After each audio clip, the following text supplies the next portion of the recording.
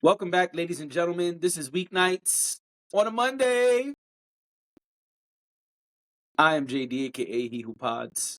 Glasses on today, so rearview mirror. And I'm Dash, aka Dashing D, aka the real king of R&B. Yeah. Aka Poof Vamoose. That Son of too. a. Y'all know the rest. I'm about to vamoose right on over to this BBL. BBL Dash. BBL Dash. Yep. Yeah, we got to get more into that later in the week. But for now, let's talk about Beyonce. This is from Essence. It says Beyonce's cowboy. Ooh, cannot speak of the English today. Beyonce's Cowboy Carter tour makes history with $55 million run in LA. That's a lot of money in just LA. Yeah. Well, she did a month there. I Like, think she did 5 nights. She's about sheesh. to do the same thing over here. I think she's here for Wild, 5 nights also. crazy. Mhm. It says on May 9th, she concluded a 5-night sold-out run at SoFi Stadium in Inglewood, California, just outside Los Angeles, grossing an impressive $55.7 million and drawing over 217,000 fans. That is bonkers. Yep. According to Billboard Box Score, it's the biggest single venue engagement of 2025 so far, and the fifth highest grossing of all time. It also marks the highest grossing single venue performance ever by a female artist, averaging 11.1 million per night. Beyonce's Los Angeles shows set a new standard with 5 nights at MetLife Stadium still ahead. The tour may yet outdo itself. The Cowboy Carter tour could meet or exceed projections of $300 million. You heading back to MetLife next week? No, I can't afford Beyonce tickets. Sorry. Oh, No. And I need to pay my rent. So, I can't pay my rent and go to Beyonce. I hear that. Just not the way my finances are set up. I understand. I understand. Yeah. What was the Kevin Hart joke? The way my bank account works is I got to take the money from my savings and put it in my check-ins. It's going to take 3 to 5 business days to transfer over. Right. No, I hear that. I hear Yeah, that. I ain't I'm got sure. it. I'm sure the people Broke, are. broke, 5 broke. We ain't Mhm. got it. I'll be busy getting a BBL, but Right. um, I'm just listen. The people, I hope you're not gonna be nowhere near East Rutherford because the Nope. Cowboys will be in town. Listen, let me tell you, people are getting dressed up to go to these concerts. There's gonna be a bunch of Cowboys walking around New Jersey starting this That's week. good. I won't be anywhere near them. So, I'm, I don't know best what you. of luck to them on all their galloping ways. I mean, what would you wear if you were going to Cowboy Carter? Would you put on cowboy boots? No, I would wear jeans and a nice shirt. Okay. You know, that's it. That's what I do for concerts. You wouldn't wear a cowboy hat? No, Some no, I chaps? wouldn't. No, All right. no, I'm good, thanks. But congratulations to Beyonce and her fans, who I hear are having a blast at all of these concerts. And much respect to everybody getting dressed to the nines, with their spiked boots and everything. I don't want no beef with none of them. But who said anything bad about them? I'm just saying because I said I'm not wearing those things. I don't want Oh, I any was beef. like, we I didn't just want to. say. I just want to wave the white flag I was so because confused. Like, did we say something bad about? I just said people are getting dressed up. That's it. We were just yeah. I just don't keeping want no that. beef with the beehive. That's all. I mean, they're not gonna come for you for not saying anything. You said that's how you dress for concerts. Mhm. Who's gonna come for you? Yeah. Just send them to me. We could fight. I don't care. I actually have a mix coming for the Beyonce fans real soon. Oh yeah. On my Instagram and the TikTok, it'll be up there. Cherry eggplants for those who don't follow me. Really, a Beyonce mix? What brought this on? I don't really know how to explain it, but I just heard two songs and was like, what if I put these two together? Uh, So You mean a mix of two songs? I thought you were saying like you were going to do a whole Beyonce set. no, that's different. I'm not ready for that yet. That's what I thought you meant. I was about to say, wow, are I you don't I like don't have enough closeted Beyonce. I don't have enough Beyonce in my Beehive? Serato. Like you are a bigger Beehive fan than I knew, and that Wouldn't be hard though to do the hits. You know what I'm saying? I know I'm the not saying hits. I'm not saying Now, it if you would wanted the be. Beyonce B-sides, I can't help you. I know the hits. I know some other records too, but I don't know all the Beyonce records. But if you wanted like a 9-minute run of the Beyonce hits, I could do that. You know what I'm saying? I could do that, but that's not what I have coming currently. No, Okay, I was confused. I said, no, just a who's mix the of person two I'm talking songs. to? No. I mean, you You are take the lime, you definitely take the when it lime comes and the coconut, and you mix it all up. now. Just so we're clear, as far as the Beehive goes, you are way more Beehive than I am. I Yes, I think, am. at least when it comes to the music, right? Yes, 'Cause you know me, I think Beyonce is way more than a musician. But yes. when it comes to the music, you are definitely Choreographer, more. dancer, actress. Yeah, you are definitely more Beehive than me. That's why I was like, oh, okay. No, I don't know if I could do that. I wasn't prepared for that. I mean, I could do it, but I'm sure you it's have not. the That's not talent what to I do it. currently have in the tuck. Okay, that's fine. All right. Well, yeah, congratulations to Beyonce. I think this is dope. I mean, she's killing it. She's always killing it, but this is pretty amazing. No, I'm this is a big curious deal. to see. To be able to sell out stadiums for one stadium 5 days in a row is bananas. Yeah, and I'm sure she's gonna do. I'm sure she's gonna do big numbers out here. Also, Absolutely. her. If y'all don't know, if you're living under a rock, her first show is actually Thursday night.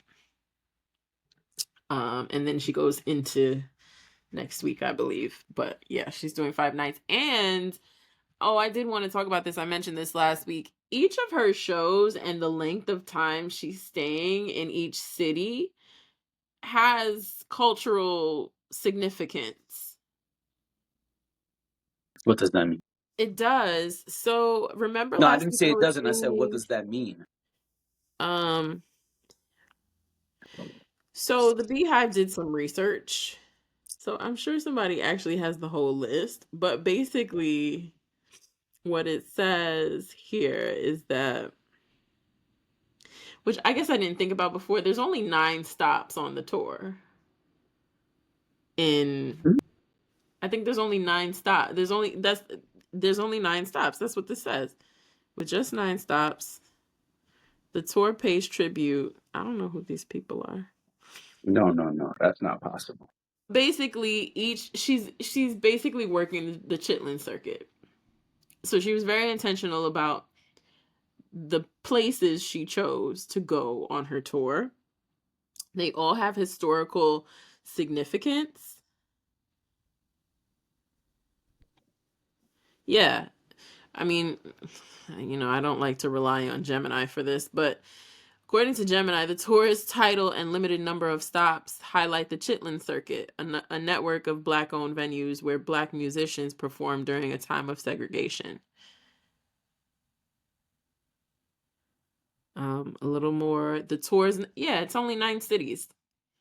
The tour's 9-city run, which includes stops in Los Angeles, Chicago, New Jersey, London, Paris, Houston, Washington, Atlanta, and Las Vegas, is not about scaling back, but rather pays homage to the Chitlin Circuit, a network of Black-owned venues that served as safe spaces for Black musicians during segregation.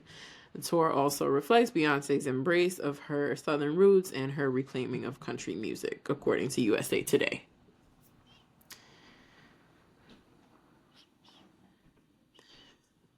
So her website Uh-huh. has Los Angeles, Hmm. 1, Chicago, 2, Jersey, 3, London, 4, Paris, 5, Houston, 6, Washington, 7, Atlanta, 8, Las Vegas, 9. Yeah. So it is 9 That is slots. 9. That is really interesting. And I gotta say, like, forget about marketing, forget about all of that. The fact that there is so much attention to detail to even um embracing the Black experience, embracing all of these really poignant moments in history. I just Mhm. she is honestly not a lot of people who have done any better than this. Yeah, There's I just mean, something I think it's about great. there's just something about something that goes far beyond her artistry that Oh, I yeah, love. So, yeah. I agree with that.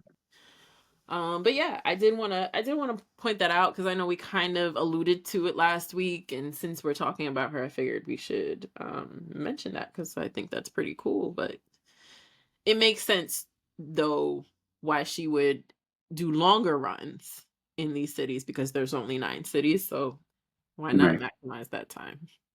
right. And I think the No, I agree dates with that. are also significant, if I'm not mistaken. The Beehive did that, but USA Today did not report that. Oh, okay. Yeah. All right. Well, let me tell you what Netflix did. What Netflix did?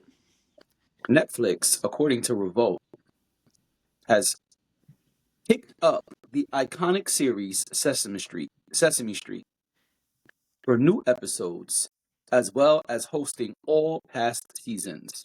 Translation: Sesame Street is now on Netflix. Yeah. Isn't that crazy? It's crazy. That's Who so used to crazy do to it? me. PBS? Channel 13, no? PBS? NBC? What? No. Who hosted? No, that's not the way to look it up. What channel hosted Sesame Street? Netflix and PBS. Oh, What? now hosted by both Netflix and PBS. But yes, it was PBS. I was right. What PBS? Yep. I didn't realize that. Wikipedia immediately says it aired on the United States national public television provider PBS since its debut. Interesting. I never realized that. Yep, PBS. And I guess also in recent years it's been like a lot of the content is digital, so I didn't even think about that. But wow, okay, I was NBC wrong. News says Sesame Street is coming to Netflix, but you can still watch it on PBS. The deal announced Monday comes months after Warner Brothers Discovery said it was not renewing its deal with the long-running children's show. Sesame Street is coming to Netflix with a new season later this year. The show, which has been a hallmark of children's TV for over half a century, will release a new season with fresh format changes. That's a quote. And return to fan favorite segments like Elmo's World and Cookie Monster's Foodie Truck. Wow, I guess I was too old for that one. I missed Sesame. I gotta look that up. Dang, Cookie Monster's Foodie Truck. that What do they sounds sell? Just cookies? that sounds interesting though. I would Yeah, like the to know deal more. announced Monday. Oh, I'm sorry. Go ahead. No, I was gonna say I would like to know more. I mean, you know. Oh, actually, that's all it says. Because then, continue reading. Whoops. In the new season. Oh, see, so that's a new segment. And I was right. In the new season, Cookie Monster will open his own cookie cart on Sesame Street, Love it. and Abby Cadabby's Fair Garden will be home to surprising and delightful magical creatures. Oh, The release states the episodes will also censor on one 11-minute story to allow for even more character-driven humor and heart. That's a quote. that sounds long for Sesame Street, but that's fine. It does sound long. Sesame Street will continue to be available on PBS Kids. Season 56 will be released in 3 batches. 56 seasons, man. That's amazing. Crazy. It's a staple. They got to keep going before Grey's Anatomy catches up.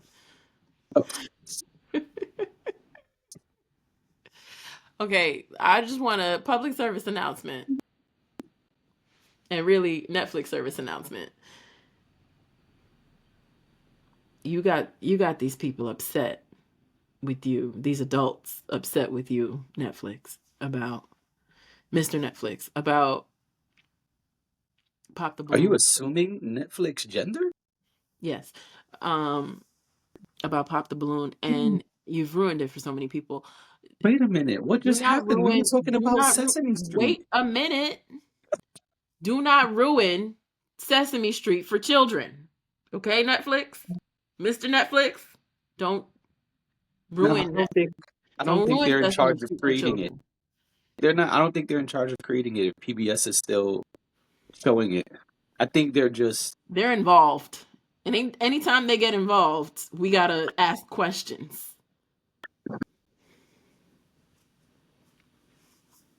okay. I received that. I mean, is it not? I mean, correct me if I'm wrong. I just feel like sometimes when things go to a new home, the new Yes. home tries to get saucy, and like tries to reinvent the wheel. Sesame Street is fine the way it is, and it's okay if you're gonna add a food truck for Cookie Monster and Abby Cadabby's gonna have all her fairy friends with her. Like, that's fine. But don't ruin this for children. That's all I'm saying. I just love children, and I don't want Sesame Street ruined for them. That's it. Understood. All right. Yeah, let's move on. You think they're gonna you think they're gonna be fine? I think Sesame Street has been around so long that they will make sure to continue to keep things consistent. Okay. That's what I think. I think that, yeah, Netflix does have the ability to fuck up a show, but I don't think they'll fuck up Sesame Street. It's not Squid Games. Like, this is something that's been around so long. They're not just going to let you ruin it. Okay. So, this is from No Label Necessary, Instagram account I follow. And they talked about a report that I thought was really interesting, and we're a part of, kind of. It says here, a recent Bloomberg report reveals that the podcasting industry generated $7.3 billion in 2024. It says here, Lopez-led report finds U.S. drives 2/3 of $7.3 billion global podcast market. Owl and Co. estimates that 2/3 of all podcast revenue worldwide is in the U.S., totaling to $4.7 billion. That includes what it estimates is $1.4 billion in video podcast related revenue, plus $700 million in consumer sales, as well as an additional $200 million tied to branded show production. But at $2.4 billion, advertising remains where the bulk of the dollars are coming into the podcasting industry in the US. Lopez said that the recent announcement by Patreon that it had paid out $433 million to podcasters in 2024 was a wake-up moment for how much is being generated directly from consumers. Quote, they're by far the biggest community-driven platform, driving consumer revenue directly for podcasters, he said. But as I went around the world, I found other opportunities and other actual ways of making revenue that include companies like India-based Pocket FM that is generating 9 figures in revenue, mostly from U.S. listeners. There you go. There you go. That's dope. I mean,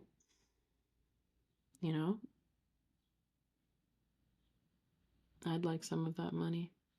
Same. I mean, we be out here every night. Yeah, every weeknight. Yeah, it might as well be every night.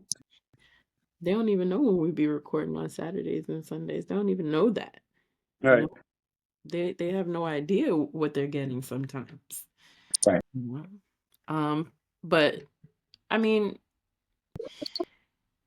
I think it's great to see and hear those numbers just to kind of reinforce that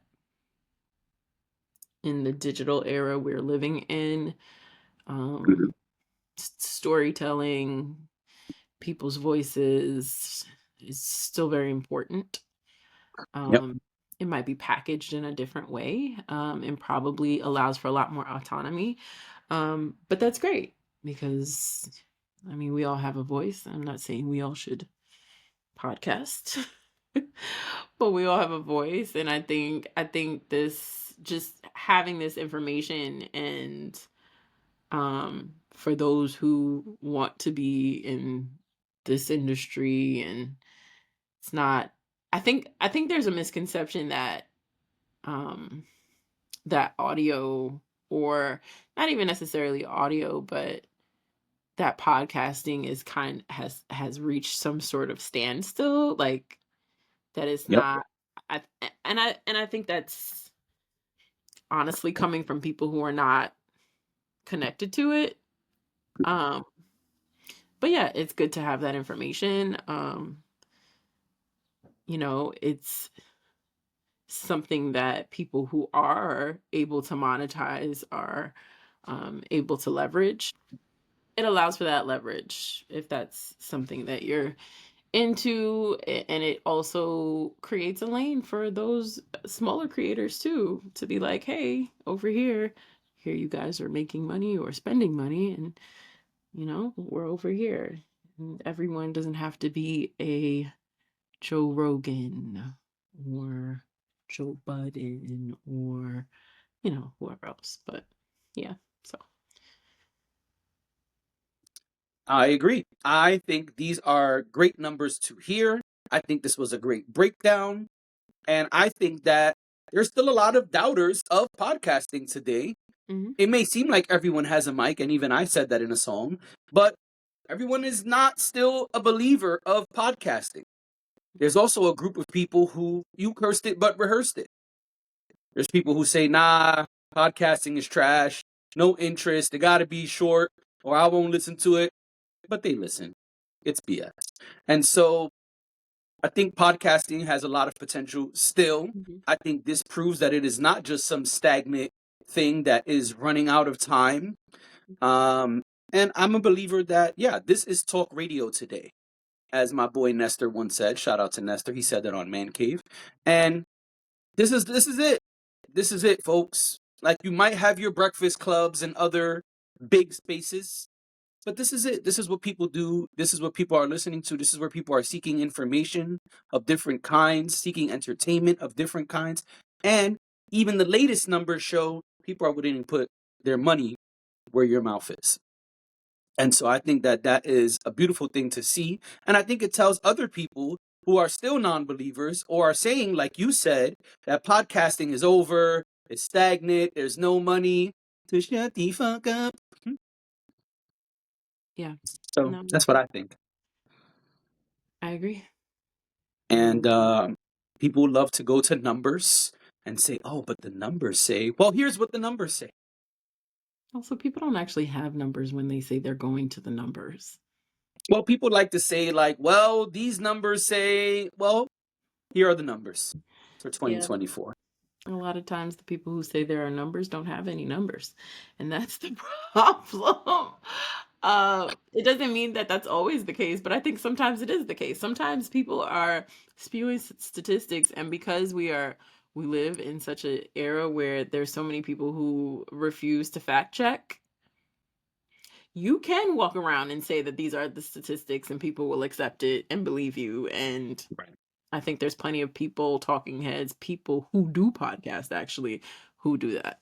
But, you know, just a thought in my head. Right. No, I'm with you. I'm with you. I mean, I already went on my rant about podcasters, so You did. You did. I know.